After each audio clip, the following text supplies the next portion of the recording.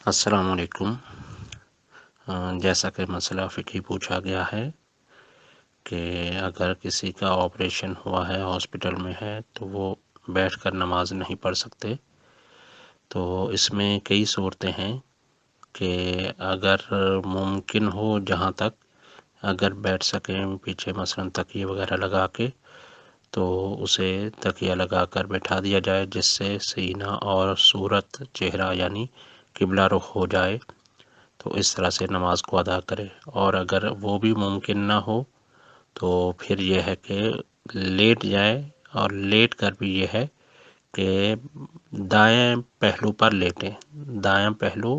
یعنی اس طرف کر کے لیٹے اور چہرہ اور سینہ جو ہے وہ قبلہ رخ ہو جائے۔ جب اس طرح سے لیٹیں گے تو یہ ہے کہ نماز کو پڑھا جا سکتا ہے،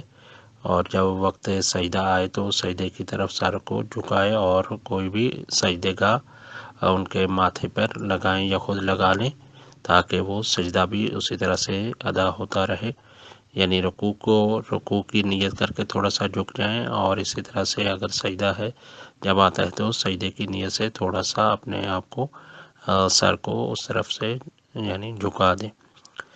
اور اگر یہ ہے کہ دائیں یا بائیں بھی نہ لیٹ سکیں تو پھر یہ ہے کہ جس طرح سے لیٹے ہوئے ہیں اس طرح سے پھر یہ ہے کہ اگر پیٹ کے بل لیٹ سکتے ہیں تو یہ فقہی مسئلہ ہے، یہی ہے کہ چہرہ قبلہ رخ ہو جائے، سر جیسے اٹھاتے ہیں تو چہرہ قبلہ رخ ہو جائے تو اس طرح سے پڑھ لیا جائے۔ اور اگر پھر وہ بھی ناممکن ہو جائے تو پھر اسی طرح سے ہے کہ جیسے ہی لیٹے ہوئے ہیں تو اسی طرح سے بس لیٹے رہیں، چہرہ قبلہ رخ ہو جائے تو اس طرح سے نماز کو ادا کریں۔ بہرحال اس کی پیچیدہ صورتیں ہیں، تو اسی صورتوں کے مطابق دیکھا جائے گا کہ مریض کی ابھی کیا کنڈیشن ہے،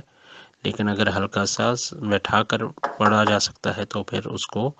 کوشش کریں کہ سہارا دے کر بٹھا دیا جائے